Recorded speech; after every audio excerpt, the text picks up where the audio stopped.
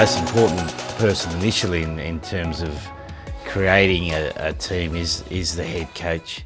And to me, the definition of leadership is the ability of the person who leads to get the best out of the people around him.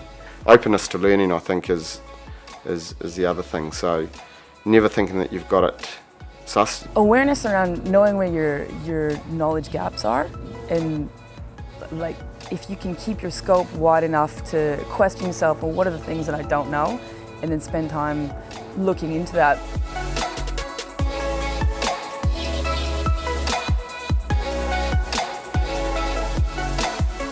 Coaches, I think another thing you should think about is how do you get better? How do you constantly improve? And I think there's two things that are important here. One is that you need to change with the personnel that you're coaching.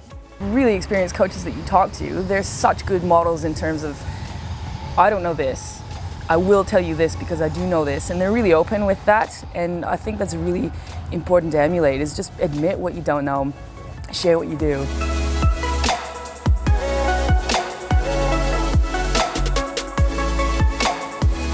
As a coach, you're coaching people who just happen to have a talent for playing rugby, but fundamentally you're coaching people.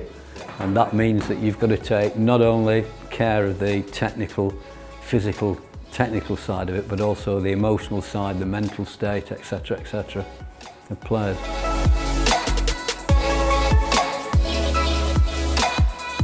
Today we're going to talk about team culture and how you want to create an environment so that players can keep improving and your team can keep improving. I think it's really about a team comes first attitude by the players, and if you have a team first, your thinking is, how can I help this team get better?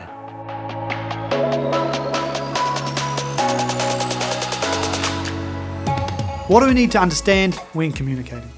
The most important thing to understand is that communication is a two-way street. You send it and you receive it. What did you notice that time, boys? What did you think happened?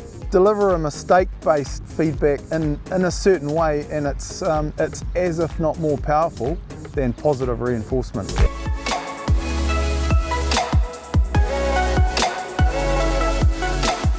Their vision was it better people make better players? Better people make better All Blacks. Yeah.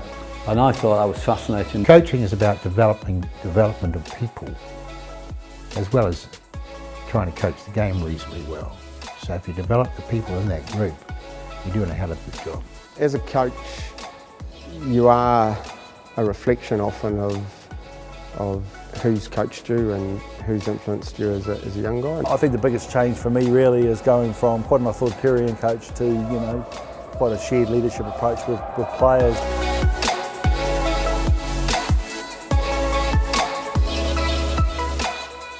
The next most important thing to do is to understand how the players learn, because unless you can communicate effectively with the player, it's no use giving them tons of information. You end up using a lot of visuals, motion, sound effects. Pat!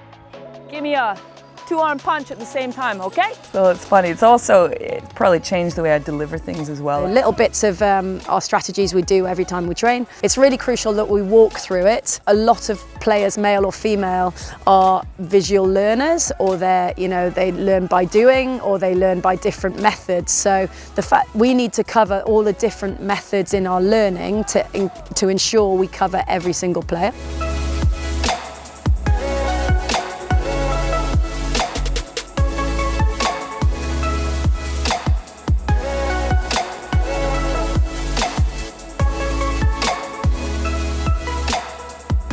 The easiest way to describe decision making is simply as a moment in time, but those moments differ and change in varying contexts. You are creating an atmosphere, you are creating an expectation. They will play for you if you're up for it and on the job and working hard for them. You are creating that edge every time that you're in front of those troops. And if you want to play well, you have to be on edge as well.